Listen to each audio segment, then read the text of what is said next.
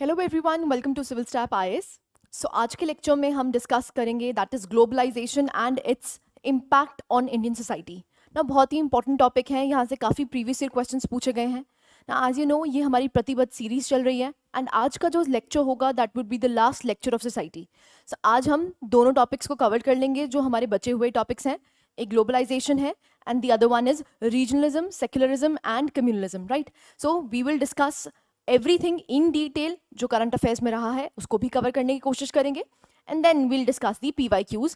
As you know हमारी जो PDFs हैं, जो डिटेल्ड PDFs हैं, वो आपको टेलीग्राम चैनल पे देखने को मिलेंगी and they are free of cost. वहीं से आप यहाँ पर डाउनलोड कर सकते हैं एंड यहाँ का जो सेशन रहेगा that would be based on mind maps, right. So let's start the session. सबसे पहला टॉपिक है हमारा globalisation and Indian society. So topics देख लीजिए हमें क्या कवर करने हैं। ग्लोबलाइजेशन, इसका इम्पैक्ट ग्लोबलाइजेशन का इंडियन सोसाइटी पे, एंड डी ग्लोबलाइजेशन और it is known as reverse globalisation. And ये जो डी ग्लोबलाइजेशन टॉपिक है ये आपको जैसा कि पता है कोविड-19 के बाद काफ़ी ज़्यादा प्रोमिनेंट रहा है, तो इस पे भी क्वेश्चंस फ्रेम हो सकते हैं, इसलिए हम तीनों ही टॉपिक्स को डिटेल में डिस्कस करेंगे ना। यूपीएससी मेंस के क्वेश्चन देखने को मिलते हैं आपको 2022, 21, 20, 19, 18 सभी में आपको ऑलमोस्ट सारे ग्लोबलाइजेशन के क्वेश्चंस देखने को मिले हैं। तो अगेन इंपॉर्टेंट हो जाता है, इन क्वेश्चंस को भी हम डिटेल में डिस्कस करेंगे। सबसे पहले स्टार्ट करते हैं ग्लोबलाइजेशन से।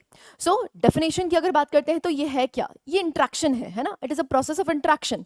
Interaction of what? That is integration among the people, economies, companies and governments world wide. So basically जब आपको एक कोलैबोरेशन देखने को मिलती है, एक इंट्रैक्शन देखने को मिलती है between the people, government and the society, it is known as globalisation. ना इट इज ड्रिवन बाय, किससे ड्रिवन है? It is driven by international trade, investment and information technology.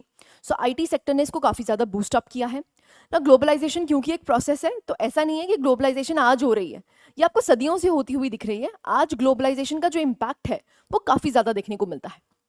So modern reason की अगर बात करते हैं तो ये पोस्ट कोल्ड वॉर एरा में आपको इफेक्ट होता हुआ दिखता है, पोस्ट कोल्ड वॉर एरा में ये बनता हुआ दिखा, राइट। ऐसी डिसइंटीग्रेशन होती है सोवियत यूनियन की 1991 में, जिसकी वजह से ग्लोबलाइजेशन और भी ज़्यादा स्पर हुआ।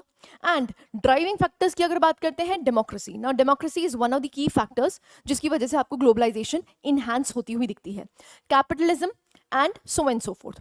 ना ग्लोबलाइजेशन इन इंडिया की अगर बात करते हैं तो हम कह सकते हैं जब हमने LPG रिफॉर्म्स किए 1991 में, उसके बाद हम सही मायनों में इंटीग्रेट हुए हैं वर्ल्ड से। तो हमारे यहाँ पर ग्लोबलाइजेशन का सबसे बड़ा इंपैक्ट आपको कब देखने को मिलता है? 1991 के बाद। ना economic process with social implications भी हैं, और ऑब्वियसली बात है इवेंचुअली ग्लोबलाइजेशन हुई क्यों? देखिए अगर कोई कंट्री यहाँ पर सेल्फ सफिशिएंट हो चुका है किसी भी प्रोडक्ट में, इवेंचुअली वो प्रोडक्शन बढ़ा के क्या करेगा? उस प्रोडक्ट को बेचना चाहेगा मार्केट में। तो यहाँ पर क्या है? बेसिकली इकोनॉमिक इंटीग्रेशन है, लेकिन इस इकोनॉमिक इंटीग्रेशन से इम्पैक्ट क्या हो रहे हैं? सोशल इम्पैक्ट्स आपको देखने को मिल रहे हैं, जैसे primarily economic but profound social effects.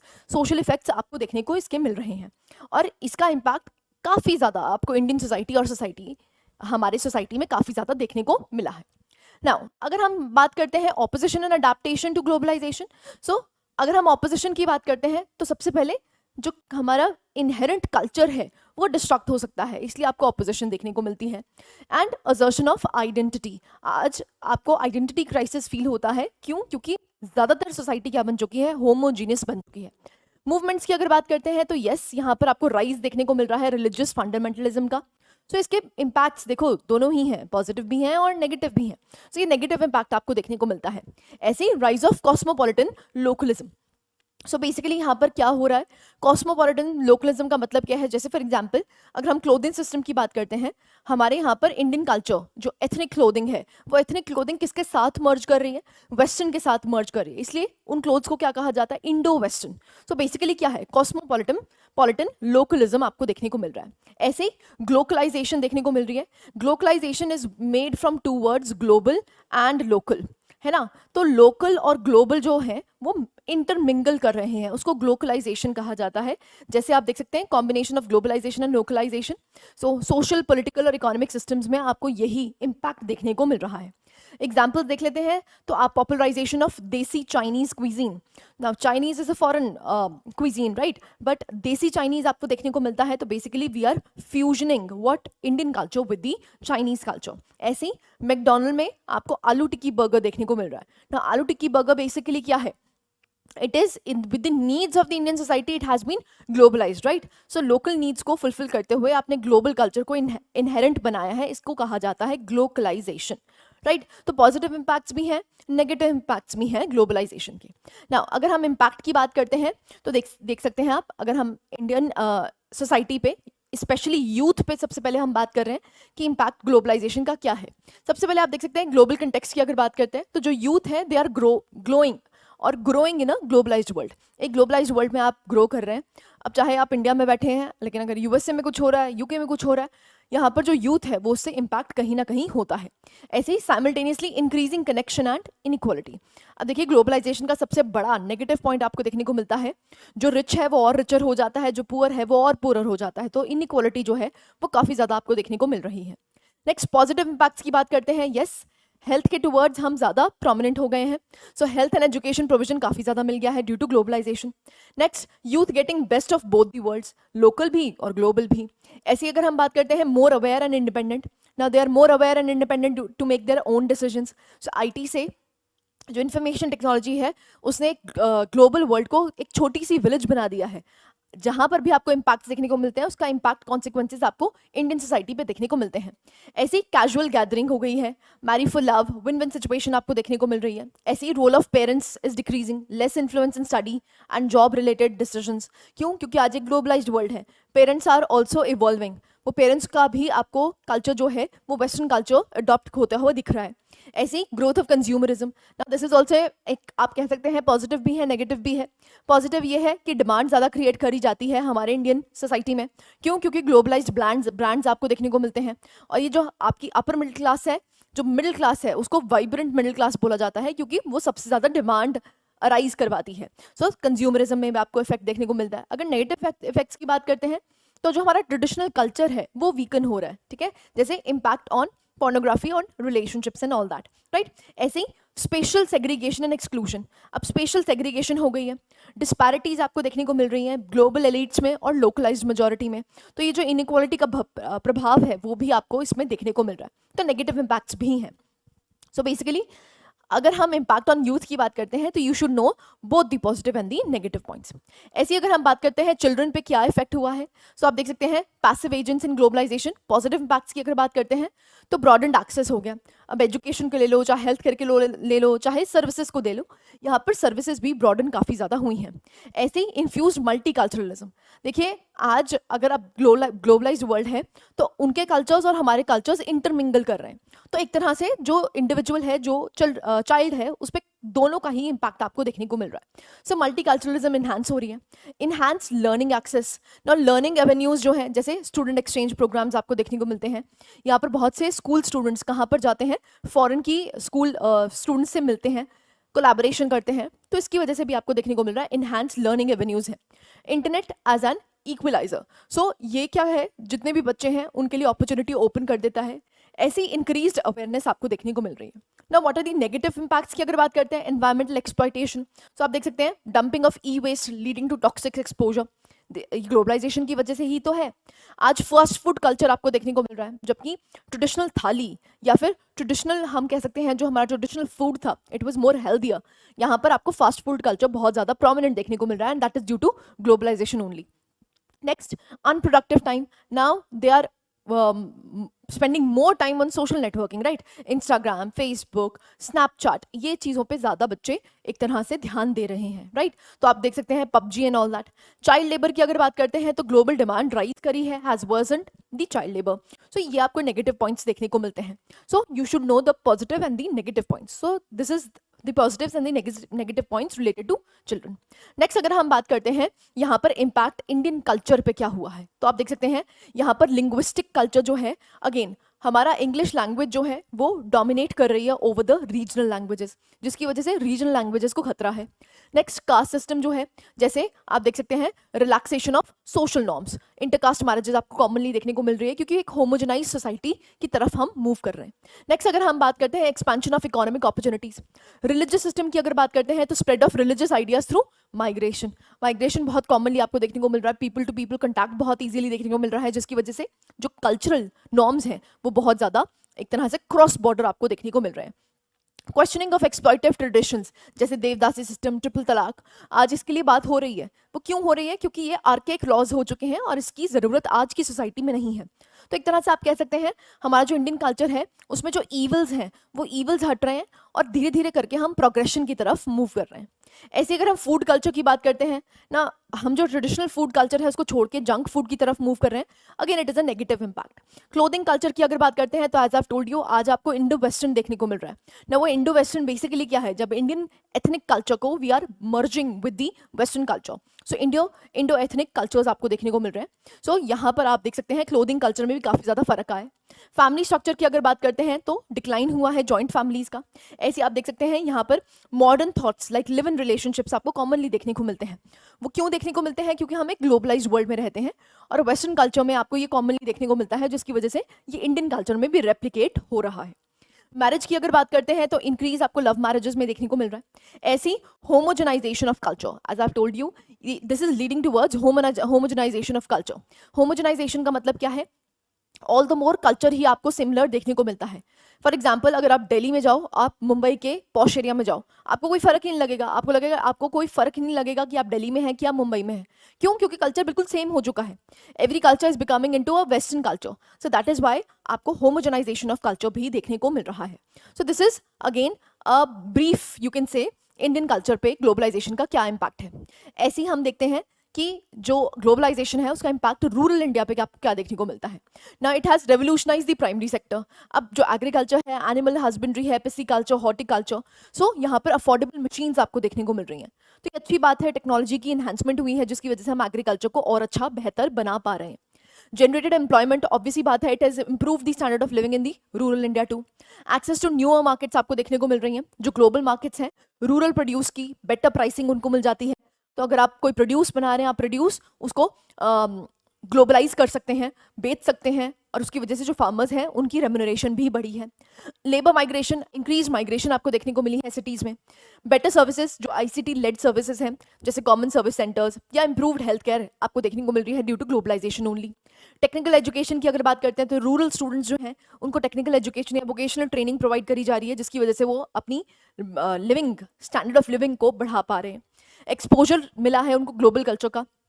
आज रूरल इंडिया में जाते हो, हर किसी के पास मोबाइल फोन्स एग्जिस्ट करते हैं, हर किसी के पास इंटरनेट अवेलेबल है, जिसकी वजह से ये एक मोर अवेयर सिटीजन बन गए हैं, right. So this is the impact on rural India. Clarity है। नेक्स्ट हम बात करते हैं इम्पैक्ट ऑफ ग्लोबलाइजेशन और ट्राइबल कम्युनिटीज। ट्राइबल कम्युनिटीज पे क्या इफेक्ट है ना। Boost to tribal economy. ना एज यू नो अगर हम लोकल को एक्चुअली में क्या बनाने की कोशिश कर रहे हैं, ग्लोबल बनाने की कोशिश कर रहे हैं, तो ये जो ट्राइबल इकोनॉमी है इसको बूस्ट मिलता है ग्लोबलाइजेशन की वजह से। सो आप देख सकते हैं जो उनके हैंडीक्राफ्ट्स हैं या उनका वुडन या जो भी प्रोडक्ट्स वो बनाते हैं उसको हम ग्लोबलाइज कर पा रहे हैं ग्लोबल मार्केट्स की वजह से। नेक्स्ट, डिस्प्लेसमेंट हुई है ट्राइबल्स की। ना this is a negative impact, क्योंकि ग्लोबलाइजेशन की वजह से आपको देखने को मिल रहा है जो 55% ऑफ ट्राइबल पॉपुलेशन है, it has displaced from the traditional habitats. जो ट्रेडिशनल हैबिटेट्स हैं वहां से ये डिस्प्लेस हो चुके हैं ना। डेवलपमेंट इंड्यूस्ड डिस्प्लेसमेंट आपको देखने को मिलती है, जैसे आपको नर्मदा बचाओ आंदोलन देखने को मिला। ऐसे ही अनसस्टेनेबल डेवलपमेंट हुई है क्योंकि रैपिड टेक्नोलॉजिकल एडवांसमेंट्स हुई हैं, जिसकी वजह से एक्सप्लॉयटेशन हो रहा है किसका, नेचुरल रिसोर्सेज का। एंड ट्राइबल्स बेसिकली उनका लाइवलीहुड ही किस पे डिपेंड करता है, नेचुरल रिसोर्सेज पे डिपेंड करता है। अब नेचुरल रिसोर्सेज नहीं है तो इसकी वजह से इनको डिस्प्लेसमेंट सहन करनी पड़ रही है, इनके लाइवलीहुड पे भी खतरा है, ठीक है। तो पॉजिटिव्स भी हैं, नेगेटिव्स भी आपको इंपैक्ट देखने को मिलते हैं ग्लोबलाइजेशन ऑन ट्राइबल्स। नेक्स्ट हम बात करते हैं that is impact of globalization on Indian agriculture. Agriculture पे क्या फोकस रहा है? सबसे पहले हमने फार्म प्रोडक्टिविटी इंक्रीज होती हुई दिखी है। ग्रीन रेवोल्यूशन आपको देखने को मिला। HYV सीड्स हमने यहाँ पर इंट्रोड्यूस करे, जिसकी वजह से हमारी प्रोडक्टिविटी इंक्रीज हुई है। दूसरा, हम यहाँ पर एक्सपोर्ट कर पा रहे हैं अपने एग्रीकल्चरल गुड्स। अगर ग्लोबलाइज्ड वर्ल्ड ना होता तो हम ये एक्सपोर्ट नहीं कर पाते। आज हम लार्जेस्ट एक्सपोर्टर हैं वीट में, चाहे मिल्क की बात करो तो हम यहाँ पर लार्जेस्ट एक्सपोर्टर कैसे बन पाए हैं? Due to globalized world. Research collaboration आपको देखने को मिल रही है। अब R&D की जो रिसर्च एंड डेवलपमेंट है वो बेसिकली हम दूसरी कंट्रीज के साथ कोलैबोरेट कर रहे हैं। ऐसे ही कॉन्ट्रैक्ट फार्मिंग का इंक्रीज आपको देखने को मिल रहा है। अब ग्लोबलाइजेशन की वजह से कॉन्ट्रैक्ट फार्मिंग काफी ज्यादा इन्हांस हुई है। ऐसे ही वैल्यू एडिशन करी जा रही है। सो proliferation of food processing industries which improves the farmers income improve करी गई है। IPRs आपको देखने को मिल रहे हैं। ऐसे ही pressure from international institution, now this is important, ये एक नेगेटिव इंपैक्ट आपको देखने को मिलता है। जैसे WTO की अगर बात करते हैं तो it is bias towards the developed nations. So developing nations को एक डिसएडवांटेज आपको देखने को मिलता है and it is the pressure from the international institutions. ऐसे ही प्राइस फ्लक्चुएशंस आपको ग्लोबल मार्केट्स में देखने को मिलती है। क्यों? क्योंकि we are living in a globalized world. तो जो प्राइस फ्लक्चुएशंस हैं वो मार्केट डिमांड और सप्लाई के थ्रू यहाँ पर अप एंड डाउन होती है, जिसकी वजह से हमारे फार्मर्स कई बार सफर करते हैं, right? So this is the impact of globalization on Indian agriculture. Next हम देखते हैं that is impact of globalization on the informal sector. Informal sector में क्या यहाँ पर रहा है? सो डेफिनेशन की अगर बात करते हैं, इनफॉर्मल सेक्टर बेसिकली क्या है? The units engaged in producing goods और services for employment and income generation often under exploitative conditions. Now as you know, अगर हम इनफॉर्मल सेक्टर की बात करते हैं तो एक ये ऐसा सेक्टर है जिसमें बेसिकली इनफॉर्मल का मतलब क्या होता है? जब आपको सोशल सिक्योरिटी नेट प्रोवाइड नहीं किया जाता है तो एक्सप्लॉयटेटिव कंडीशंस में यहाँ पर काम किया जाता है, उसको इनफॉर्मल सेक्टर कहा जाता है। अब हाइटेंड कंपटीशन हो गया है। अब ग्लोबलाइजेशन की वजह से क्या हुआ है? ये जो सब कॉन्ट्रैक्टिंग आपको देखने को मिली है, किसको? इनफॉर्मल सेक्टर्स को। इसकी वजह से आपको देखने को मिला काफी ज्यादा एक्सप्लॉयटेशन किया जा रहा है। कैजुअलाइजेशन हो गई है लेबर की ना। कैजुअलाइजेशन का मतलब क्या है कि वो फॉर्मल वर्कर्स को रिक्रूट नहीं कर रहे हैं। किसको रिक्रूट कर रहे हैं? इनफॉर्मल वर्कर्स को रिक्रूट कर रहे हैं। क्यों? क्योंकि उनको सोशल सिक्योरिटी नेट देने की जरूरत नहीं है। तो इसकी वजह से कैजुअलाइजेशन ऑफ लेबर जो है वो इंक्रीज हुआ है। Rise of gig economy, as you know gig economy के बारे में हम पहले भी पढ़ चुके हैं। गिग इकोनॉमी बेसिकली क्या इकोनॉमी होती है? जब आप पार्ट टाइम काम करते हैं, जब आप अपनी मर्जी से काम करते हैं, जो ट्रेडिशनल एम्प्लॉयर और एम्प्लॉय रिलेशनशिप है वो मेंटेन नहीं होता है, उसको गिग इकोनॉमी कहा जाता है। जैसे Zomato, Swiggy workers and so and so fourth आपको देखने को मिलते हैं। ये सारे ही किस में आपको देखने को मिलता है? गिग इकोनॉमी में। तो न्यू अपॉर्चुनिटीज जो है वो अनस्किल्ड लेबर के लिए इनहैंस हुई है, तो ये पॉजिटिव इम्पैक्ट भी है। डिसएडवांटेज टू लेबर क्या है? जो लार्ज कंपनीज हैं वो बेनिफिट करती हैं किससे? Easy movement across the borders. Now जो वाइल लो स्किल्ड लेबर्स जो हैं दे टेंड टू सफर, ये स्ट्रगल करते हैं। जो तो हाईली स्किल्ड होते हैं वो यहाँ से वहाँ आराम से जा सकते हैं। जो कंपनीज हैं वो उनको खुद रिक्रूट करती हैं और खुद भेजती हैं ऑन साइट ना। ऑन साइट जब भेजा जाता है तो वो स्किल्ड लेबर को भेजा जाता है, अनस्किल्ड लेबर को नहीं भेजा जाता है। इम्पैक्ट ऑन वुमेन की अगर बात करते हैं, women push to the lowest income in the informal economy. अगर हम इनफॉर्मल इकोनॉमी की बात करते हैं तो सबसे लोएस्ट रंग पे आपको कौन देखने को मिलता है? It is women, right? Now last topic आपको देखने को मिलता है which is known as reverse globalization, जिसको डी ग्लोबलाइजेशन भी कहा जाता है। नाउ आप देख सकते हैं अगर हम डी ग्लोबलाइजेशन की बात करते हैं तो ग्लोबलाइजेशन का मतलब क्या है? इनहैंसमेंट ऑफ द इंटरलिंकेजेस। बट जब आप डिमिनिश करते हो इंटरलिंकेजेस को, उसको कहा जाता है डी ग्लोबलाइजेशन। ना कोविड-19 के बाद ये आपको प्रोमिनेंटली देखने को मिला। वाई? बिकॉज सब कुछ बंद हो गया था, जिसकी वजह से जो इंट्रैक्शन हो रही थी वो इंट्रैक्शन रुक गई थी, उसको कहा जाता है डी ग्लोबलाइजेशन। ना आप देख सकते हैं रीजंस क्या क्या हैं। सबसे पहले प्रोटेक्शनिस्ट पॉलिसी, जैसे ब्रेक्सिट आपको देखने को मिला, ब्रिटेन जो है EU से एग्जिट कर गया। सो उसकी वजह से आपको देखने को मिलता है एक तरह से प्रोटेक्शनिज्म की तरफ हम मूव कर रहे हैं। चेंजिंग जियोपॉलिटिकल सिचुएशंस, जैसे US का विड्रॉल कहाँ से? अफगानिस्तान से। या राइज ऑफ चाइना आपको देखने को मिल रहा है, इसकी वजह से डी ग्लोबलाइजेशन हो रहा है। राइज ऑफ नेशनल कॉन्शियसनेस, जैसे जो इमिग्रेशन की जो पॉलिसीज हैं उसको काफी ज्यादा रिस्ट्रिक्ट किया गया सऊदी अरेबिया के द्वारा। एंड हम भी कह सकते हैं यहाँ पर हमने आत्मनिर्भर भारत पे फोकस किया है। ऐसे हर कंट्री कर रही है, ऐसा नहीं सिर्फ इंडिया, हर कंट्री कर रही है, प्रोटेक्शनिज्म फॉलो कर रही है। रेफ्यूजी क्राइसिस आपको देखने को मिलता है, जैसे सीरियन और रोहिंग्या क्राइसिस। ऐसे ही fear of epidemics. So pandemics जो है वो बेसिकली इंक्रीज हुए हैं कोविड-19 के बाद, प्रोमिनेंटली आपको डी ग्लोबलाइजेशन देखने को मिली है। अब इम्पैक्ट्स क्या होते हैं? देखो, restriction on labour movements. Labour movements रुक जाती हैं जब डी ग्लोबलाइजेशन की तरफ आपको मूव करती हुई दुनिया देखने को मिलती है। अफेक्टेड फॉरेन इन्वेस्टमेंट्स, अब फॉरेन इन्वेस्टमेंट्स भी घट जाती हैं, जिसकी वजह से इंफ्रास्ट्रक्चर पे जो हम पैसा लगा सकते थे वो रुक जाता है, ठीक है। ऐसे ही रिड्यूस्ड ग्लोबल कोऑपरेशन रुक जाती है। तो डी ग्लोबलाइजेशन के देखो दोनों इंपैक्ट्स हैं, पॉजिटिव्स भी हैं, नेगेटिव्स भी हैं। नेगेटिव्स ज्यादा आपको देखने को मिलते हैं, so that is why we are discussing the negative impacts. So global leaders जो हैं उसको यहाँ पर जो रिवर्स ग्लोबलाइजेशन है उसको एक सेल्फ करेक्टिंग मैकेनिज्म लेना चाहिए और ये जो चैलेंजेस ग्लोबलाइजेशन को फेस कर रहे हैं वो चैलेंजेस को लूप होल्स को प्लग इन करने की जरूरत है और ग्लोबलाइजेशन को और भी ज्यादा एक्सपैंड करने की जरूरत है। क्लैरिटी है? So this is deglobalization. Again a simple topic, देखिए वेरी सिंपल। इसमें से क्वेश्चंस भी जो पूछे गए हैं बहुत ज्यादा टीडियस नहीं है, बहुत इजी इजी क्वेश्चंस पूछे गए हैं, ठीक है। तो प्रीवियस ईयर क्वेश्चंस को हम डिस्कस कर लेते हैं। सबसे पहला जो क्वेश्चन है वो डील करता है globalization, new technology and scarce resources. So इन तीन चीजों को एड्रेस करता हुआ आपका पहला क्वेश्चन देखने को मिलता है 2021 का। यहाँ पर क्या है, ग्लोबलाइजेशन, न्यू टेक्नोलॉजी और स्कार्स रिसोर्सेज पे एक ओवरव्यू हम देख लेते हैं। सो आप देख सकते हैं, देखो अगर आपको डिटेल इन्फॉर्मेशन चाहिए जहां पर आपको इंट्रोडक्शन, बॉडी, कंक्लूजन देखने को मिलती है, आप प्लीज टेलीग्राम चैनल ओपन कीजिए, वहां पर आपको पीडीएफ आराम से मिल जाएगी। वहां पर आपको डिटेल्ड डिस्कशन भी देखने को मिलेगी। डिटेल्ड जो आपके नोट्स हैं वो कंप्लीटेड है, इवन द पीवाईक्यूज के मॉडल आंसर्स जो हैं वो भी दिए गए हैं। नाउ इंट्रोडक्शन की अगर बात करते हैं तो ग्लोबलाइजेशन जो है वो बेसिकली ग्रोइंग इंटरडिपेंडेंस है, right. So cross border trade enhance होता है, सोर्स अबंडेंस आपको देखने को मिलती है। So this is globalization. हम इंट्रोडक्शन ऐसे कर सकते हैं ना। पॉजिटिव एस्पेक्ट्स क्या है ग्लोबलाइजेशन और टेक्नोलॉजी की? सो आप देख सकते हैं एक्सेस टू स्कार्स रिसोर्सेज। अब ग्लोबलाइजेशन की वजह से सपोजेटली हमारे पास कोई रिसोर्स एग्जिस्ट नहीं करता है, तो हम क्या करते हैं, दूसरी कंट्री पे निर्भर हो जाते हैं, डिपेंडेंट हो जाते हैं, जिससे कि हम जो स्कार्स रिसोर्सेज हमारे यहाँ पर एग्जिस्ट करते हैं उसको हम ग्लोबलाइजेशन से क्या कर सकें, फुलफिल कर सकें। सो यहाँ पर देख सकते हैं एक्सेस टू स्कार्स रिसोर्सेज है। ओवरकमिंग रिसोर्स रिस्ट्रिक्शंस, ऐसी एफिशिएंट यूज कर सकते हैं हम किसका, रिसोर्सेज का। कंज्यूमर एम्पावरमेंट है एंड यूनिफॉर्म स्टैंडर्ड्स बना सकते हैं। तो टेक्नोलॉजी और ग्लोबलाइजेशन का एक अच्छा आप कह सकते हैं कोलैबोरेशन है, जिसकी वजह से हम यहाँ पर production as well as productivity को इंक्रीज कर सकते हैं। ऐसे अगर हम बात करते हैं नेगेटिव एस्पेक्ट्स क्या है, देखो पॉजिटिव एस्पेक्ट्स तो हमने पढ़ लिए, नेगेटिव एस्पेक्ट्स क्या है, रिसोर्स कर्स आपको देखने को मिलता है ना। जो मार्केट फोर्सेस हैं वो बेसिकली एक्सप्लॉइट करती हैं किसको, पुअरर नेशंस को। As I told you, globalization की वजह से जो रिच है वो रिचर हो रहा है और जो पुअर है वो पुअरर हो रहा है। सो इसकी वजह से आपको इम्पैक्ट देखने को मिलते हैं। ऐसी वाइडनिंग इनइक्वालिटी आपको देखने को मिल रही है, एनवायरमेंटल डिग्रेडेशन देखने को मिल रहा है। सो ये इसके नेगेटिव इम्पैक्ट्स भी हैं। So we have both the positives and the negative impacts. अगर हम ग्लोबलाइजेशन को न्यू टेक्नोलॉजी से एनहांस करते हैं तो उसके पॉजिटिव इम्पैक्ट्स भी हैं और उसके नेगेटिव इम्पैक्ट्स भी एग्जिस्ट करते हैं। क्लैरिटी है? So this was question number 1। Question number 2 पे मूव करते हैं, that is crypto currency and it's impact on global and Indian society. ना क्वेश्चन बहुत सिंपल था, व्हाट इज क्रिप्टो करेंसी ये पूछा गया था एंड इवेंचुअली पूछा गया है ये क्रिप्टो करेंसी की इंडियन इकोनॉमी पे, इंडियन सोसाइटी पे क्या इम्पैक्ट है, ठीक है। तो सबसे पहले तो आप इंट्रोडक्शन में एक तरह से क्रिप्टो करेंसी को डिफाइन ही कर सकते हो। सो एक तरह से ये क्या है, एक वर्चुअल करेंसी है which is secured by cryptography, ठीक है। Now impact on global society की बात करते हैं, फिर इम्पैक्ट ऑफ इंडियन सोसाइटी की बात करते हैं। तो ग्लोबल सोसाइटी पे क्या इम्पैक्ट हुआ है, सबसे पहले ग्रेटर इंटीग्रेशन हुई है। दूसरा, क्रिप्टो करेंसी एक इन्वेस्टमेंट का टूल बन गया है। चीपर और सेफर ट्रांजैक्शंस है, क्यों, क्योंकि यहाँ पर ब्लॉकचेन टेक्नोलॉजी को यूटिलाइज किया जाता है। एज यू नो, ये आप साइंस एंड टेक में पढ़ चुके होंगे। एंड इवेंचुअली यहाँ पर रिड्यूस्ड गवर्नमेंट कंट्रोल आपको देखने को मिल रहा है, क्योंकि गवर्नमेंट का कोई इंट्रैक्शन नहीं है, गवर्नमेंट कंट्रोल कम हो जाता है, जिसकी वजह से इनहैंस्ड आप कह सकते हैं इंट्रैक्शन हो रही है।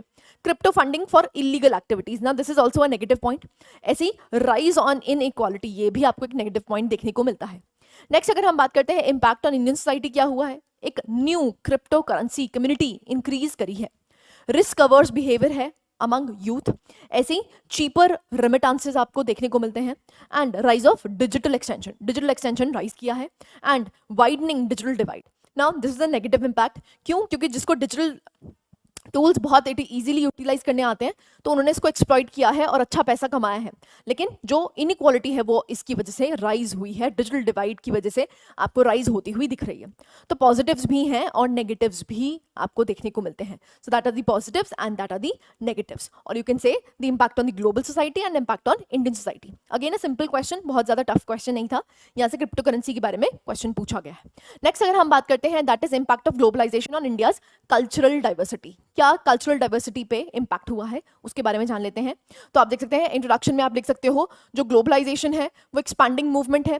अब इस पे थ्रेट्स क्या है, threats to cultural diversity due to globalization. As I have told you, अब जो सोसाइटी है वो क्या हो रही है, होमोजेनाइजेशन ऑफ कल्चर हो रहा है, जो कि एक अच्छी बात नहीं है। हेट्रोजेनाइजेशन ऑफ कल्चर बेसिकली हमारी कंट्री का एक आप कह सकते हैं, हम हमेशा बोलते हैं यूनिटी इन डाइवर्सिटी। अब जो डाइवर्सिटी है वो धीरे धीरे करके कम हो रही है और कल्चर्स कैसे हो रहे हैं, होमोजेनाइज कल्चर्स हो रहे हैं। तो आप देख सकते हैं लिंग्विस्टिक होमोजेनाइजेशन हो रही है, कल्चरल होमोजेनाइजेशन हो रही है, इंडिविजुअलाइजेशन है रिलेशंस का, जो कलेक्टिव रिस्पॉन्सिबिलिटी, अब कलेक्टिव रिस्पॉन्सिबिलिटी नहीं बट इंडिविजुअलिज्म की तरफ आप ज़्यादा मूव कर रहे हैं। ऐसे न्यूक्लियराइजेशन हो रही है फैमिलीज़ की, तो joint families are now becoming nuclear families, and eventually marriage की अगर बात करते हैं तो लिव इन रिलेशनशिप्स को काफ़ी ज़्यादा एक्सेप्टेंस मिल गया है।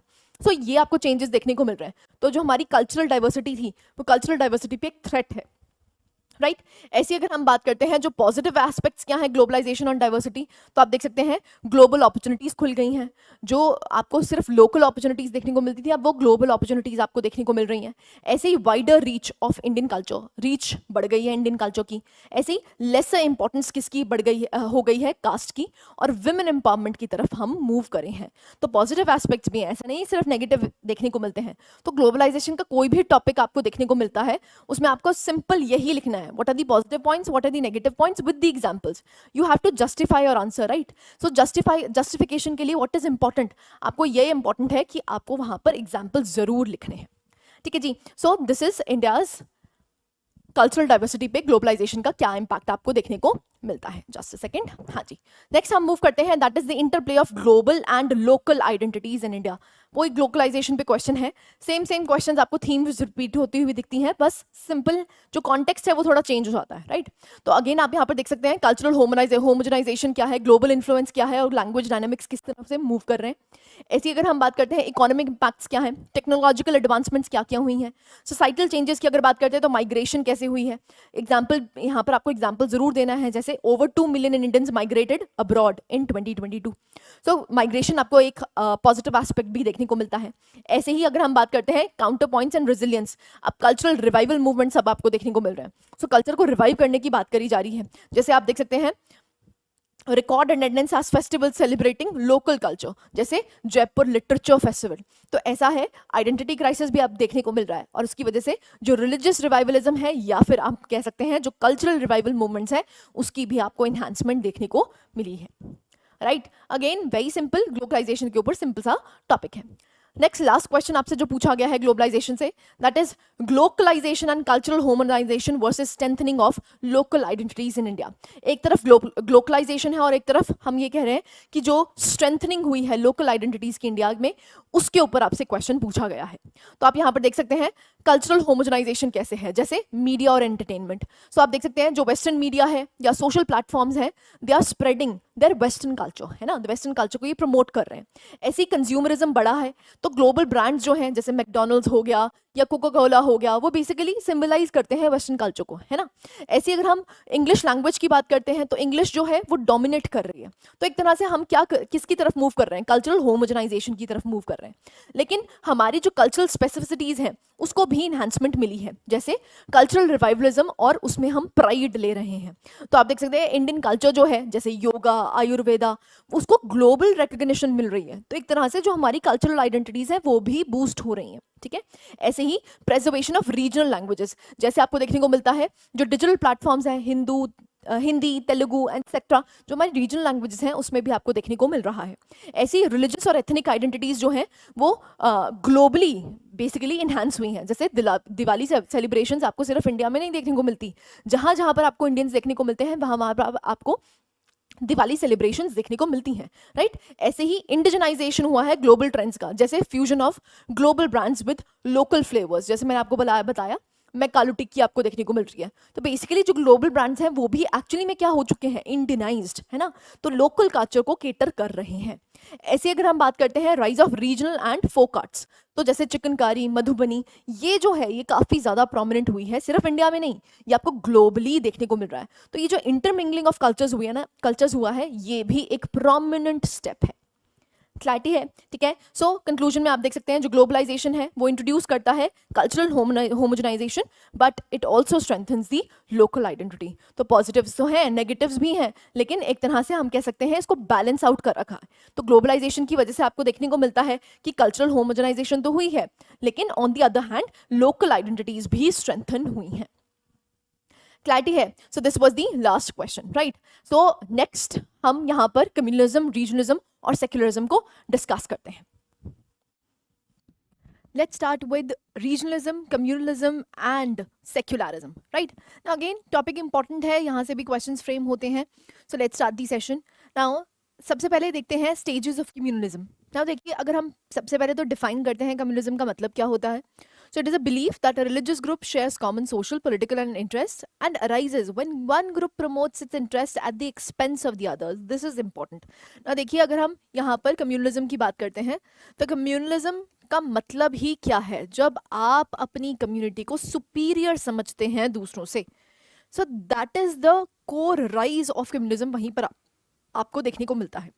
नाउ स्टेजेस की अगर बात करते हैं, देखिए ऐसा नहीं है कि आज कम्युनलिज्म फैला और आज ही आपको राइट्स वगैरह देखने को मिलेंगे, ऐसा नहीं होता है. हमेशा स्टेजेस में यहाँ पर इन्वॉल्वमेंट होती है. सबसे पहले आपको देखने को मिलता है माइल्ड स्टेज, उसके बाद मॉडरेट स्टेज और उसके बाद एक्सट्रीम स्टेज आपको देखने को मिलती है. नाउ अगर हम यहाँ पर बात करते हैं माइल्ड स्टेज की, माइल्ड स्टेज क्या है? यहाँ पर जो लोग हैं वो बिलीव करना स्टार्ट कर देते हैं following the same religion have must have similar interest. So mild stage में आपको लगता है कि अगर ये मेरी कम्युनिटी के हैं तो मेरी कम्युनिटी में जो लोग हैं वो सिमिलर इंटरेस्ट होंगे, उनके सभी के सिमिलर इंटरेस्ट होंगे, उनके डिफरेंट इंटरेस्ट नहीं हो सकते. दूसरा moderate stage, that is dissimilarity of interest between people of different religions. जब आप दूसरों को अलग समझना स्टार्ट कर देते हैं उसको कहा जाता है the people of different religions. अब आपको लगता है कि मैं उनसे अलग हूं, that is the moderate stage. Next extreme stage कहां पर देखने को मिलती है? That interest of different religious groups seen as antagonist based on fear and hatred of the other religions. और आपको एक्सट्रीम स्टेज देखने को मिलता है जब आपको लगता है कि जो मेरी कम्युनिटी है, जो मेरा रिलीजन है, वो सबसे सुपीरियर है और दूसरों का रिलीजन सुपीरियर नहीं है. ठीक है, तो जब आपको हेट्रेड होने लग जाती है दूसरी कम्युनिटी से, उसको कहा जाता है द एक्सट्रीम स्टेज. ठीक है, तो इसकी प्रोसेस है mild stage, moderate stage and then is the extreme stage. Right, clarity है. नाउ फैक्टर्स क्या हैं? बहुत इंपॉर्टेंट है, यहां से क्वेश्चन फ्रेम हो सकता है. फैक्टर्स क्या हैं जो ग्रोथ ऑफ कम्युनलिज्म को बढ़ाते हैं? सबसे पहले हिस्टोरिकल फैक्टर्स.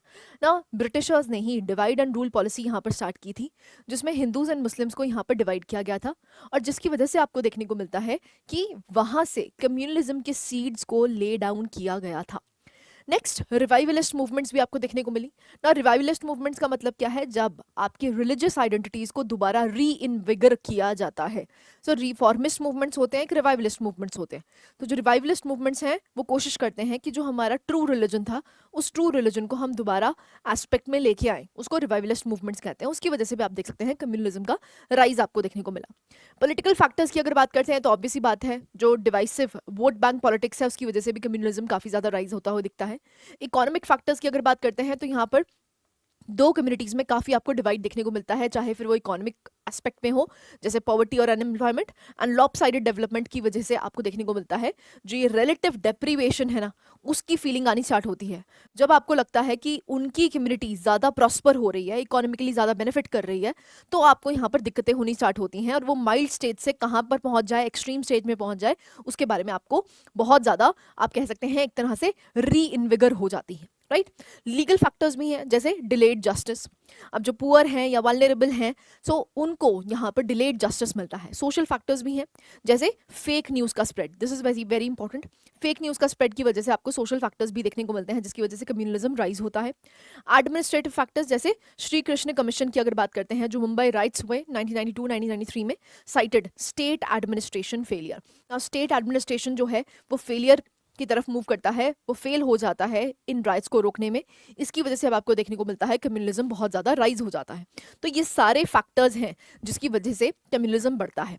आप देख सकते हैं यहाँ पर आप पेस्टल अप्रोच अपना सकते हैं. पेस्टल का मतलब ही क्या होता है? Political causes. ठीक है, क्योंकि आपसे फैक्टर्स पूछे हैं तो political factors, economic factors, social factors, technological factors, environmental problems और लीगल फैक्टर्स. तो इन पेस्टल अप्रोच को अपनाते हुए आप इनके फैक्टर्स को भी लिख सकते हैं.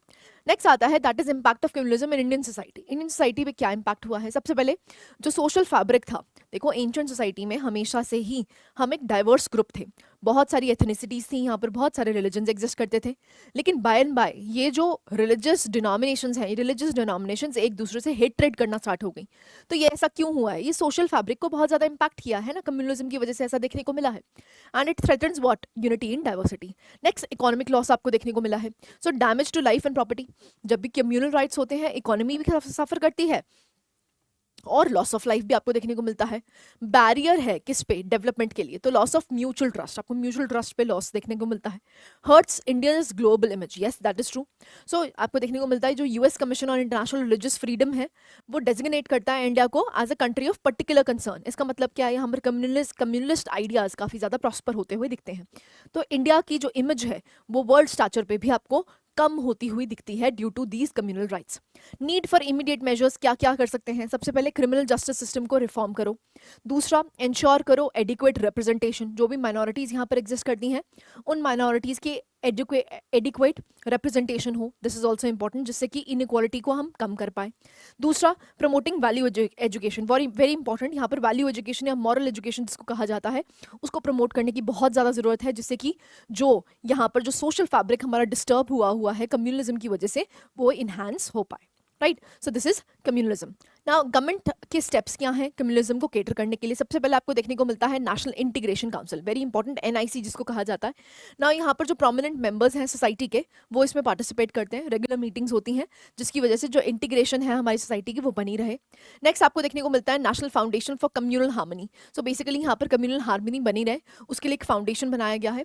जो भी विक्टिम्स हैं कम्युनल राइट्स के उनको यहाँ पर सपोर्ट किया जाता है, इनकरेज किया जाता है कि जो इंटरफेथ डायलॉग है वो भी बना रहे जिससे कि कोलैबोरेशन हो सके। नेक्स्ट, गाइडलाइंस यहाँ पर दे रखी है for maintenance of communal harmony. तो विजिलेंस करी जाती है, प्लानिंग करी जाती है जिससे कभी भी कम्युनल वायलेंस ना हो एंड इफेक्टिव कंटेनमेंट हो सके किसका, कम्युनलिज्म का।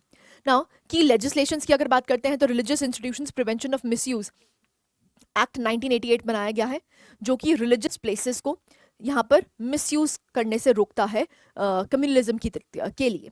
नेक्स्ट ऐसी बात करते हैं हम प्लेसेस ऑफ वर्शिप एक्ट, बहुत ही प्रोमिनेंट भी है और काफ़ी ज़्यादा डिस्प्यूटेड भी रहता है, आपको देखने को मिलता है। Places of worship act, special provisions act 1991 यहाँ पर लॉन्च किया गया था और यहाँ पर जो ये एक्ट बेसिकली क्या करता है, ये प्रोहिबिट करता है conversion of places of worship, maintains their religious character as on 15 August 1947। So basically जो रिलीजियस डिनोमिनेशंस है आपकी, रिलीजियस डिनोमिनेशंस दूसरे में कन्वर्ट ना हो जाए, इसी के लिए प्लेसेस ऑफ वर्शिप एक्ट बनाया गया था। तो लीगल यहाँ पर एडमिनिस्ट्रेटिव इंस्टीट्यूशंस दोनों ही यहाँ पर गवर्नमेंट ने अपनाए हैं, ठीक है। सो ये गवर्नमेंट ने स्टेप्स लिए हैं फॉर कम्युनल हार्मनी। नाउ ऐसे ही अगर हम बात करते हैं तो आपको देखने को मिलता है the difference between communalism, regionalism and secularism. ना कम्युनलिज्म की अगर बात करते हैं तो बेसिकली ये फेवर करती है सिंगल कम्युनिटी को। अगर हम रीजनलिज्म की बात करते हैं तो सिंगल रीजन को ये फेवर करती है।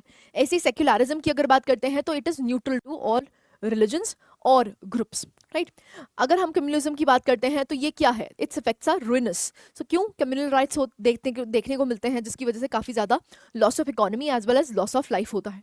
ऐसे अगर हम बात करते हैं रीजनलिज्म की बात करते हैं तो ये थ्रेट है किसके लिए, यूनिटी के लिए, तो जो स्टेबिलिटी ऑफ द नेशन है उसके लिए थ्रेट बन जाता है। सेक्युलरिज्म की बात करते हैं तो ये बेसिकली यूनिटी और इंटेग्रिटी को फोस्टर करता है।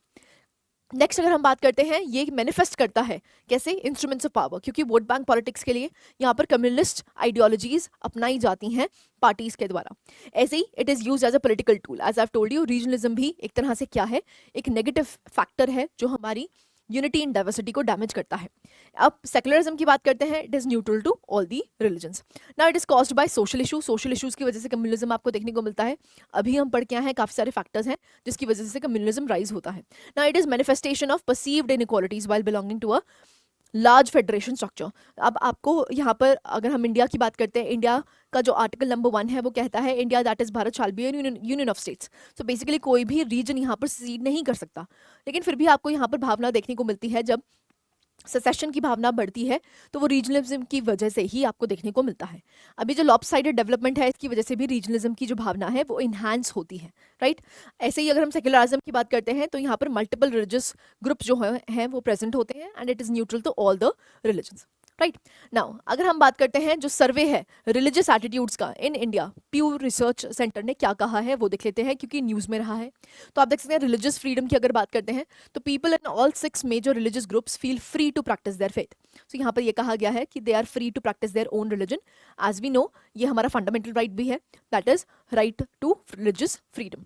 Now majority believe others are free to practice their religion as well. Religious tolerance की अगर बात करते हैं, most believe that respecting all religion is important to the faith. ज्यादातर लोग यही कह रहे हैं कि यहाँ पर सारे रिलीजन को हम एक तरह से देखते हैं, ठीक है। नेक्स्ट अगर रिलीजियस सेग्रीगेशन की बात करते हैं, कमिटमेंट है किस पे, टॉलरेंस पे, but preference for religious segregation. यहाँ पर ऐसा नहीं कहा जाता कि सारे रिलीजन एक हो जाए, सेग्रीगेशन यहाँ पर मेंटेन्ड है, लेकिन यहाँ पर ये कहा गया है कि हाँ टॉलरेंस होनी चाहिए। ऐसे ही नेशनल आइडेंटिटी की बात करते हैं तो 64% ऑफ हिंदू से being Hindu is important to be truly Indian. तो 64% आपको यहाँ पर देखने को मिलते हैं। 80% ऑफ दोज से speaking Hindi is important to being truly Indian. तो यहाँ पर आप देख सकते हैं एक तरह से टेंडेंसीज आपको देखने को मिलती हैं राइज ऑफ कम्युनलिज्म की। Next dietary laws and religious identity की बात करते हैं। जो हिंदूज एंड मुस्लिम्स हैं they follow customary dietary laws, तो जैसे नो बीफ नो पोक, है ना। ऐसी religious based national identity and dietary laws are less prevalent in southern India. Southern India में आपको ये लेस प्रेवलेंट देखने को मिलती है, नॉर्दर्न इंडिया में ज़्यादा रिलीजियस और फूड क्विजीन से इंटरमिंगलिंग आपको देखने को मिलती है, ठीक है। So this is pure research, again important है। नेक्स्ट आता है positive consequences of religious attitudes in India. Positive और नेगेटिव दोनों देखेंगे। पॉजिटिव की अगर बात करते हैं तो आप देख सकते हैं communalism, it leads to believe that different religions have distinct social, political and economic interest. Ethno nationalism आपको देखने को मिलता है, एथनिसिटी से रिलेटेड आपको नेशनलिज्म देखने को मिलता है। तो linking religion with national identity में रिजल्ट इन एथनोसेंट्रिक नेशनलिज्म, में lead to anti globalization, anti globalization की तरफ मूव कर सकते हैं, जीनोफोबिया की तरफ मूव कर सकते हैं, and so and so forth. ऐसे ही infringement of individual rights, infringement आपको देखने को मिलती है इंडिविजुअल राइट्स की, and rise of fundamentalism, this is also very important, it leads to the rise of fundamentalism, ठीक है।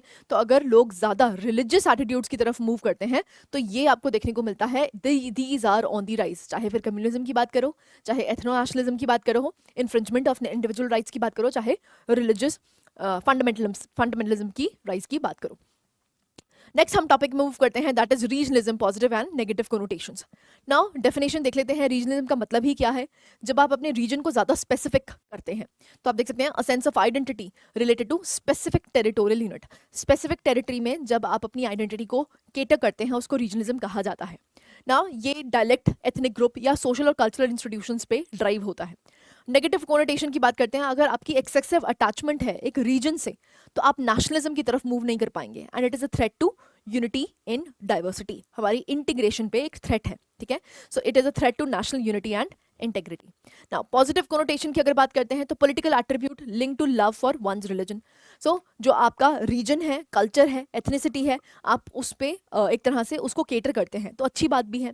Encourages a sense of brotherhood, this is also important, एक तरह से फ्रेटर्निटी की भावना जागरूक रखता है। Based on common language, religion और हिस्टोरिकल बैकग्राउंड, जिसकी वजह से आप अपनी लैंग्वेज को भी प्रमोट कर पाते हैं और जो भी आपकी कल्चरल आइडेंटिटीज है आप उसको मेंटेन कर पाते हैं। तो पॉजिटिव्स भी हैं, नेगेटिव्स भी एग्जिस्ट करते हैं। तो this is regionalism. Now forms of regionalism की अगर बात करते हैं तो हम देख लेते हैं यहाँ पर डिमांड फॉर ग्रेटर ऑटोनॉमी, तो जैसे आपको demand for more autonomy, autonomy मांगी जाती है, इंडिपेंडेंस मांगी जाती है फ्रॉम द सेंटर। एग्जाम्पल आप देख सकते हैं, interference by center leads to regional feelings. So अगर इंटरफेरेंस ज़्यादा सेंटर करती है तो यहाँ पर रीजनल फीलिंग्स ज़्यादा प्रोमिनेंट हो जाती हैं। ऐसे ही सेपरेट स्टेटहुड मांगा जाता है या फुल फ्लेज स्टेटहुड मांगा जाता है, and eventually greater autonomy with in a state में रहते हुए ही ग्रेटर इकोनॉमी मांगी जाती है। जैसे कश्मीर आपको नेशनल कॉन्फ्रेंस डिमांड करती हुई दिखती है, वेस्ट बंगाल जो फॉरवर्ड ब्लॉक है वो बेसिकली यहाँ पर डिमांड करता हुआ दिखता है ग्रेटर ऑटोनॉमी, राइट। तो सब ये आपको सब टाइप्स देखने को मिलती हैं। ऐसी अगर हम बात करते हैं सेसेशन, सेसेशन का मतलब है कि हमें यूनियन में रहना ही नहीं है, हमें तो यहाँ से चले जाना है। तो सेसेशनिज्म की वजह से आपको देखने को मिलता है ये डेंजरस फॉर्म ऑफ रीजनलिज्म है। देखो इसको केटर करना बड़ा मुश्किल हो जाता है। जैसे नॉर्थ ईस्ट स्टेट्स की अगर बात करते हैं तो वो किसकी तरफ मूव कर रही थी, सेसेशनिज्म की तरफ मूव कर रही थी, and they wanted to make a greater Nagaland, क्या बनाना चाहते थे, ग्रेटर नागालैंड। तो एक तरह से क्या है, ये यूनियन में रहना ही नहीं चाहते थे, ये चाहते थे कि हम यहाँ से चले जाएं, ठीक है। ऐसे ही एग्जाम्पल मूवमेंट्स इन कश्मीर आपको देखने को मिला जो सेसेशनिज्म की तरफ मूव कर रहा था। ऐसे ही मणिपुर में, मिजोरम में, त्रिपुरा में यहाँ पर आपको देखने को मिला सेसेशनिस्ट मूवमेंट्स, ठीक है। तो ये टाइप्स देखने को मिलती है रीजनलिज्म की। Now sun of the soil mentality आपको देखने को मिलती है। अब सन of the soil mentality basically किससे डील करती है कि आप जब ये कहते हैं कि जो मेरा रीजन है और इसके जितने भी रिसोर्सेज है ना, इस पर सिर्फ मेरा हक है, ठीक है, इसको son of the soil theory कहा जाता है। Again it is a threat to unity and integrity of our nation. So आप देख सकते हैं son of the soil mentality आपको क्या देखने को मिलती है, belief that the state belongs to its main linguistic group. तो जैसे महाराष्ट्र में आपको son of the soil theory काफी ज्यादा देखने को मिलती है, जहां पर यह कहा जाता है जो मराठी स्पीकिंग लोग हैं उन्हीं का हक बनता है सारे रिसोर्सेज पे। सो जो इन रिसोर्सेज, इस स्टेट के रिसोर्सेज हैं, इन रिसोर्सेज पे सिर्फ और सिर्फ हमारा हक बनता है। सो रेजिडेंट्स और सन of the soil feel entitled of the state resources. यही मैं बता रही हूँ, जो स्टेट के रिसोर्सेज हैं कि इन पे हमारा हक है, इसी को सन ऑफ द सॉइल थ्योरी कहा जाता है। कंपटीशन, जॉब्स, लिमिटेड रिसोर्सेज हैं between local and migrant population. तो आपको ये महाराष्ट्र में काफ़ी ज़्यादा देखने को मिलता है। जो लोग यहाँ पर यूपी, बिहार से काम करने आते हैं, दिल्ली से काम करने आते हैं, तो यहाँ पर कहा जाता है कि ये हमारी जॉब्स को केटर कर रहे हैं, जिसकी वजह से आपको ये सन ऑफ द सॉइल थ्योरी देखने को मिलती है। एंड इवेंचुअली दे से कि इनके रिसोर्सेज पे हक किसका है, हमारा हक है। ठीक है। So rise of regional political parties भी आपको देखने को मिलती है। Emergence due to elitist nationalist leadership and central intervention. ऐसी रीजनल पार्टीज जो हैं वो एम करती हैं कि वो सिक्योर करें, किसका, लोकल इंटरेस्ट का सिक्योर करें, और इसकी वजह से ही रीजनलिज्म बढ़ता है एंड इसकी वजह से ही आपको रीजनल पॉलिटिक्स भी देखने को मिलती है। ठीक है। तो रीजनल पॉलिटिकल पार्टीज जो हैं वो इसका फायदा उठाती हैं। सो आप देख सकते हैं जैसे Jharkhand Mukti Morcha, टीवाईसी and so fourth. सो ये होती है सन of the soil mentality. Next impact क्या है, देखो दोनों ही इम्पैक्ट्स हैं, पॉजिटिव भी हैं, नेगेटिव भी हैं। अगर हम पॉजिटिव इम्पैक्ट्स की बात करते हैं तो नेशन बिल्डिंग के लिए इंपॉर्टेंट है। सो अकोमोडेशन करना, रीजनल डिमांड्स को फुलफिल करना, ये किसकी रिस्पॉन्सिबिलिटी है, सेंटर की है। तो अगर आपको रीजनलिज्म एक तरह से अगर आप पॉजिटिव वे में लेके जाते हो तो एक अच्छी बात भी है। एक तरह से नेशनल बिल्डिंग का, नेशन बिल्डिंग का एक प्रोसेस है ना। इस प्रोसेस को फुलफिल करने के लिए रीजनल डिमांड्स को फुलफिल करना बहुत इंपॉर्टेंट हो जाता है। ऐसी strengthen represented democracy, balanced regional development balance करने के लिए इट इज़ वेरी इंपॉर्टेंट। जब आप कहेंगे कि हाँ मुझे जो हक दिल्ली को मिल रहे हैं वो हक मुझे नहीं मिल रहे, तो यहाँ पर आप बेसिकली क्या कर सकते हो, एक तरह से जो इनइक्वालिटी डेवलपमेंट हो रही है, इनइक्वल डेवलपमेंट हो रही है, उस इनइक्वल डेवलपमेंट को आप क्या कर सकते हो, इक्वलाइज कर सकते हो। Respect for socio cultural diversity भी एग्जिस्ट करती है। नेगेटिव इंपैक्ट्स बहुत सारे हैं, जैसे आप देख सकते हैं internal security challenges, secessionist movements हो सकती हैं जिसकी वजह से यहाँ पर जो नेशन है, जो रीजन है, वो नेशन के साथ रहना ही नहीं चाहता। ऐसी वोट बैंक पॉलिटिक्स के लिए जो रीजनल पॉलिटिकल पार्टीज हैं इस रीजनलिज्म को काफ़ी ज़्यादा यूटिलाइज करती हैं। ऐसी हर्डल्स क्रिएट करती हैं किसमें, इंटरनेशनल डिप्लोमेसी में। And last one is negative impact होता है आपकी इकोनॉमिक ग्रोथ पे। क्यों? क्योंकि जो रीजनलिज्म इंड्यूस्ड वायलेंस होता है, वायलेंस भी हो जाता है कई बार, तो उस वायलेंस की वजह से जो इकोनॉमिक डिस्ट्रप्शंस हैं वो आपको देखने को मिलती हैं। ठीक है जी। So these are the negative impacts of regionalism. Now what are the measures that we can address with the negative regionalism. हम क्या मेजर्स ले सकते हैं? सबसे पहले अवॉइड पार्टिसनशिप इन पॉलिटिक्स। अब जो पॉलिटिक्स है वो बेसिकली जो रीजनल पॉलिटिकल पार्टीज हैं उनको यहाँ पर डिवीजन की बात नहीं करनी चाहिए, राइट। सो आप अपनी डिमांड्स रख सकते हैं, आप अपनी डिमांड्स को फुलफिल करवा सकते हैं, लेकिन यहाँ पर सेसेशनिस्ट मूवमेंट्स की जरूरत नहीं है। क्यों? क्योंकि इससे हमारी इंटेग्रिटी और यूनिटी डैमेज होती है। दूसरा, ये रीजनल इम्बैलेंस है कि एक रीजन बहुत ज़्यादा डेवलप है और एक रीजन डेवलप ही नहीं है, तो यहाँ पर जो रीजनल इम्बैलेंसेस एग्जिस्ट करते हैं उसको एड्रेस करने की ज़रूरत है। कल्चरल सेंसिटाइजेशन की ज़रूरत है। जो भी यहाँ पर यूथ है, यंग पीपल हैं, चिल्ड्रन है, उनको यहाँ पर अवेयर करने की ज़रूरत है कि यहाँ पर हम एक यूनिटी ही है, एक तरह से हम एक ही सोसाइटी हैं, एक ही नेशन के अंडर काम कर रहे हैं। ऐसे ही प्रमोट नेशनल आइडेंटिटी को प्रमोट करा जाए, ना कि रीजनलिज्म को प्रमोट किया जाए। रादर आप सबसे पहले क्या हैं, आप एक इंडियन हैं, राइट। ऐसे revamp role of national integration council, जो नेशनल इंटीग्रेशन काउंसिल है उसको रिवैम्प किया जाए। एंड प्रमोट डोमेस्टिक टूरिज्म को यहाँ पर प्रमोट किया जाए, जिससे डिफरेंट रीजन से लोग दूसरे रीजन्स में जाएं और इंटरमिंगलिंग हो, कल्चरल पहचाने, कल्चर्स जो हैं उनकी एथनिसिटीज़ जो हैं उनको पहचाने और उनको एक्सेप्ट करें, तो एक तरह से टॉलरेंस की भावना भी आए। So these are the measures that can be addressed to cater the negative regionalism. ना नेक्स्ट टॉपिक आता है आपका व्हाट इज सेक्युलरिज्म। ना सेक्युलरिज्म की अगर बात करते हैं तो बेसिकली ये आपको वेस्टर्न कॉन्सेप्ट देखने को मिलता है। दो यहाँ पर डिफरेंसेस एग्जिस्ट करती हैं जो हम पढ़ेंगे। इंडियन सेक्युलरिज्म कैसे डिफरेंट है from the western secularism. So secularism करता क्या है, ये क्या है, it is separation of religion and state. तो गवर्नमेंट की न्यूट्रलिटी होनी चाहिए in respect to all the religions. Broad meaning की अगर बात करते हैं तो धर्म निष्पेक्षता एंड आपको देखने को मिलता है सर्वधर्म संभव। ठीक है, तो separation of religion from the state and equal respect to all religions, right. Indian constitution की अगर बात करते हैं तो हमारा एम ही क्या है, देखो अगर प्रियम्बल की बात करते हैं 42nd अमेंडमेंट से हमने सेक्युलर एज अ वर्ड को इंट्रोड्यूस किया था, है ना। सो इट इज इंपॉर्टेंट, ऑब्वियस बात है, हमारा देश क्या है, एक सेक्युलर देश है। प्लस हमारे यहाँ पर आपको फंडामेंटल राइट्स देखने को मिलते हैं फ्रॉम आर्टिकल 25 to 28, जो कि क्या प्रमोट करते हैं, रिलीजियस फ्रीडम ही प्रमोट करते हैं। ठीक है, तो यहाँ पर डिफरेंस देख लेते हैं वेस्टर्न सेक्युलरिज्म और इंडियन सेक्युलरिज्म में। अगर हम वेस्टर्न सेक्युलरिज्म की बात करते हैं तो कंप्लीट सेपरेशन है किसमें, रिलीजन और स्टेट में। जो स्टेट है वो cannot it cannot financially support religious schools. Religious school जो है उसको फाइनेंशियली सपोर्ट नहीं कर सकती, बल्कि इंडिया में कर सकती हैं। तो इंडिया बेसिकली में आप देख सकते हैं कि यहाँ पर कोई ट्रू सेपरेशन यहाँ पर एग्जिस्ट नहीं करती स्टेट और रिलीजन में।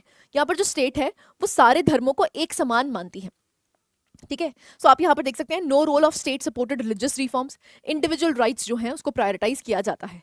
लेकिन इंडियन सेक्युलरिज्म एक पॉजिटिव सेक्युलरिज्म है जिसमें इक्वल रिस्पेक्ट रखी जाती है सारे रिलीजन्स की। जो स्टेट है it can provide partial financial support दे सकता है रिलीजियस स्कूल्स को या इंफ्रास्ट्रक्चर को। यहाँ पर स्टेट सपोर्टेड रिलीजियस रिफॉर्म्स होते हैं, जैसे आपको देखने को मिलता है बैनिंग अनटचेबिलिटी या फिर अबॉलिशिंग चाइल्ड मैरिज। ऐसे ही सबरीमाला इशू भी आपको देखने को मिला, जहाँ पर जो विमेन है उसकी एंट्री की बात की गई। तो रिलीजियस फ्रीडम्स में भी यहाँ पर स्टेट थोड़ा बहुत इंटरफेयर करता है। Protects both individual and minority community rights. Minority community rights को भी यहाँ पर प्रमोट किया जाता है, जो आपको आर्टिकल 29 to 30 देखने को मिलते हैं, ठीक है। तो एक तरह से हमारे जो सेक्युलरिज्म है it is different from the western secularism, ठीक है। तो यहाँ पर देखने को मिलता है ना क्रिटिसिज्म क्या है इंडियन मॉडल ऑफ सेक्युलरिज्म का। सबसे पहले it is anti religious. Anti religious क्यों? क्योंकि आर्ग्यूमेंट देख सकते हैं सेक्युलरिज्म जो है वो थ्रेटन करता है रिलीजियस आइडेंटिटी को। अब रिस्पॉन्स क्या है? Secularism opposes institutionalised religious domination, not religion itself. Actually में सेक्युलरिज्म करता क्या है? वो करता है, अपोज करता है इंस्टीट्यूशनलाइज्ड रिलीजियस डिनोमिनेशन को, ठीक है ना। वेस्टर्न इंपोर्ट की अगर बात करते हैं तो आर्ग्यूमेंट क्या है आप देख सकते हैं, secularism is linked to Christianity and unsuited for India. Christianity से रिलेटेड है, क्यों? क्योंकि ये जो सेक्युलरिज्म का टर्म है ये आपको फ्रेंच रेवोल्यूशन के बाद प्रोमिनेंटली देखने को मिला, जहां पर ये कहा गया कि जो स्टेट है वो इंटरफेयर नहीं करेगा रिलीजियस अफेयर्स में, वाइस वर्सा ट्रू। लेकिन ऐसा आपको इंडिया में नहीं देखने को मिलता है। So mutual exclusion of religion and state is not unique. ये यूनिक नहीं है, इंडिया में भी पाया जा सकता है। माइनॉरिटिज्म की अगर बात करते हैं तो आप देख सकते हैं Indian secularism advocates for minority rights. Minority rights को एडवोकेट करते हैं, राधा हमारा article 29 and 30 deal he minority rights से करता है। ऐसे रिस्पॉन्स की अगर बात करते हैं, जो कॉन्स्टिट्यूशन है वो फंडामेंटल इंटरेस्ट को प्रमोट करता है, किसकी? माइनॉरिटीज़ के। इंटरवेंशनिस्ट है जो इंडियन सेक्युलरिज्म है वो बेसिकली इंटरफेयर करता है किसमें? रिलीजियस फ्रीडम में। तो एज आई टोल्ड यू यहाँ पर एक्टिव रोल रहता है किसका? स्टेट का। ऐसे ही वोट बैंक पॉलिटिक्स के लिए यहाँ पर क्या है, जो सेक्युलरिज्म है वो इनकरेज करता है किसको? वोट बैंक पॉलिटिक्स को। सो एक तरह से ये क्रिटिसिज्म किया गया है इंडियन मॉडल का। नाउ अगर हम बात करते हैं factors that threaten India secular fabric, कौन कौन से फैक्टर्स हैं जिसकी वजह से हमारा जो सेक्युलर फैब्रिक है वो डिस्टर्ब होता है? सबसे पहले political interference. As I told you ये जो पॉलिटिकल पार्टीज है ये वोट बैंक पॉलिटिक्स के लिए ये जो सेक्युलरिज्म है इसको प्ले करती है, राइट। ऐसे ही non separatism of religion from politics. So यहाँ पर आपको नॉन सेपरेशन देखने को मिलती है। यहाँ पर आज भी रिलीजन के नाम पे वोट मांगे जाते हैं, ठीक है। तो पॉलिटिक्स अलग नहीं है, एक्सक्लूजन करा जाता है माइनॉरिटीज का। Growing radicalization, this is also important. यहाँ पर रेडिकलाइजेशन जो है वो काफी ज्यादा आपको यूथ में देखने को मिल रही है। Radicalized on extremist groups posing a threat to secularism and religious intolerance बढ़ रही है बाय एंड बाय, आपको देखने को मिल रहा है, जैसे दिल्ली राइट्स 2020 में देखने को मिले। सो इसकी वजह से भी हमारे सेक्युलरिज्म सोशल फैब्रिक पे काफी ज्यादा एक धब्बा है, ठीक है। सो थ्रेट्स हैं हमारे इंडियन सेक्युलरिज्म पे भी।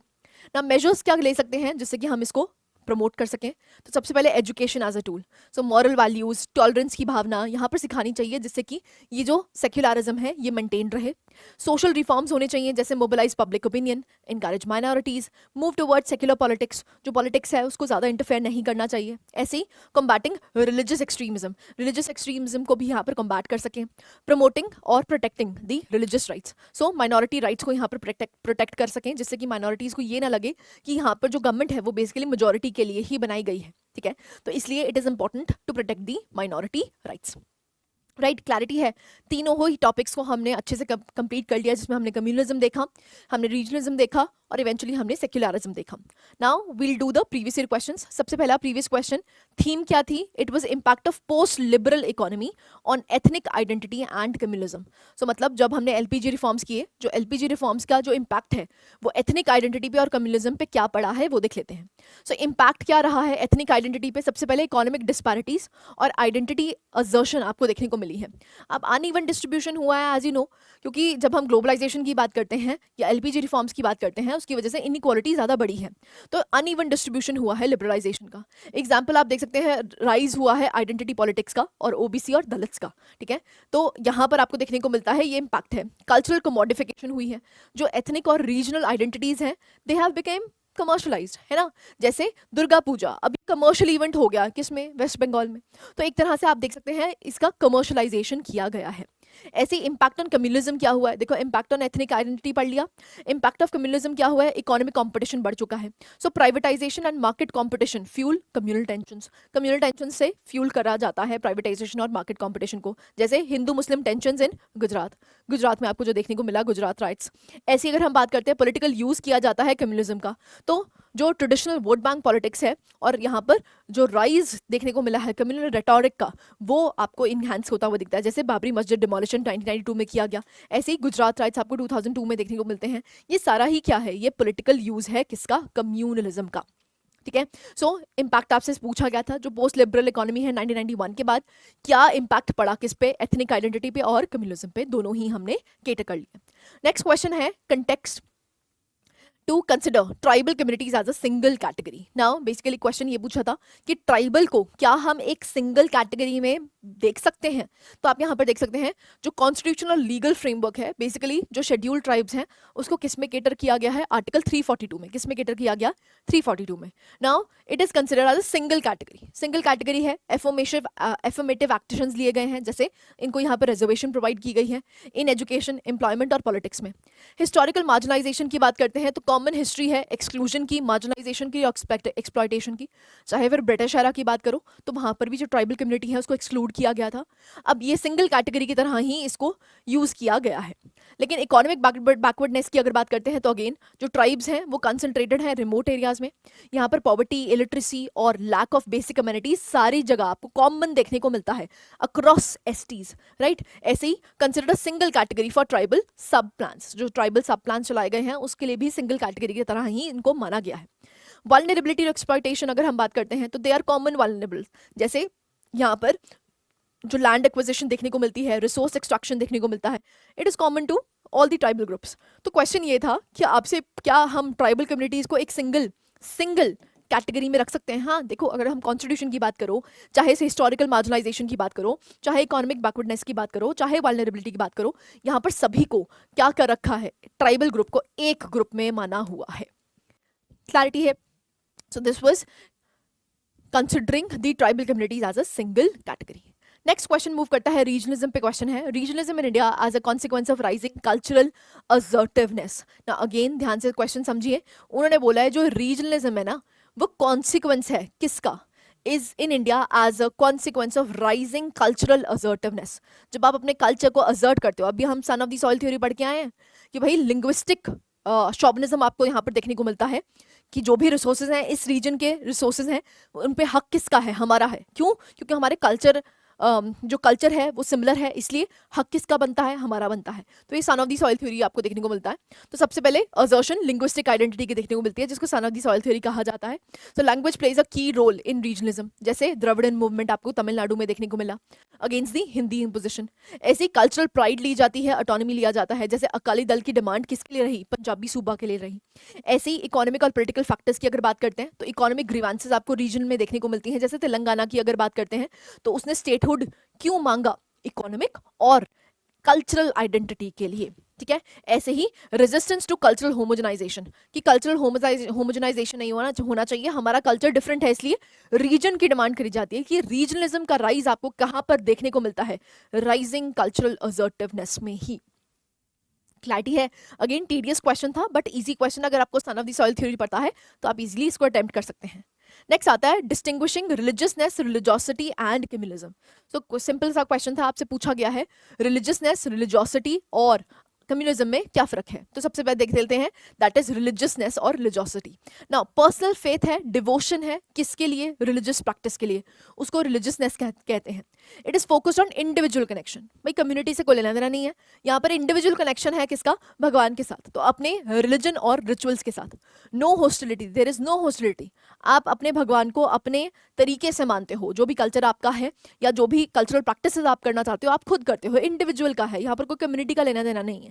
ठीक है, ऐसे ही example a devout Hindu performing daily prayers और fasting during religious festivals. So यहाँ पर आपको देखने को मिलता है ये क्या है, एग्जाम्पल है। सो दिस इज रिलीजियसनेस, कि a person is religious. Religious का मतलब क्या है, उसका इंडिविजुअल इंडिविजुअल जो वो भगवान के साथ करना चाहता है या भगवान के साथ उनका जो लिंक है किस तरह से है, क्या कल्चर्स हैं, क्या ट्रेडिशंस हैं, उनका इंडिविजुअल है, उसको रिलीजियसनेस कहा जाता है। कम्युनलिज्म का मतलब क्या है? ये आइडियोलॉजिकल बिलीफ है कि जो मेरा धर्म है वो सुपीरियर है, उसको कम्युनलिज्म कहा जाता है। और ये हमेशा कम्युनिटी की बात करता है, ना कि एक इंडिविजुअल की। ठीक है, तो religion becomes a basis for political and social organization. It often leads to hostility, prejudice होता है। जैसे एग्जाम्पल आप देख सकते हैं, mobilizing voters on the basis of religion, इसको कहा जाता है communalism. That is the difference between religiousness and communalism. Clarity है? ठीक है, तो आप देख सकते हैं example of transformation from religiousness to communalism. जैसे बाबरी मस्जिद डिमोलिशन किया गया, it started as a religious movement. क्या रिलीजियस मूवमेंट स्टार्ट हुआ था? कैसे? एक राम मंदिर को, टेम्पल को बेसिकली बनाना था अयोध्या में, लेकिन ये किस में ट्रांसफॉर्म हो गया? कम्युनल मूवमेंट में ट्रांसफॉर्म हो गया। ठीक है, तो यहाँ पर आपको ट्रांजिशन देखने को मिलती है रिलीजियसनेस टू कम्युनलिज्म। क्लैरिटी है? So this is distinguishness of religiousness, religiously to communalism. Clarity है ना? These were the questions. Again बहुत सिंपल से क्वेश्चंस पूछे गए हैं, कुछ क्वेश्चंस बहुत टेडियस है जिसमें आपको इंटरमिंगलिंग चाहिए, बाकी क्वेश्चंस आपको इजी देखने को मिलते हैं। So we've completed all the topics. यहाँ पर आपका सोसाइटी कंप्लीट होता है, जितने भी टॉपिक्स आपके सोसाइटी में थे, प्रीवियस ईयर क्वेश्चंस जितने भी थे, that we have discussed in detail. So this was it from my side. I hope you like the lecture. Thank you very much.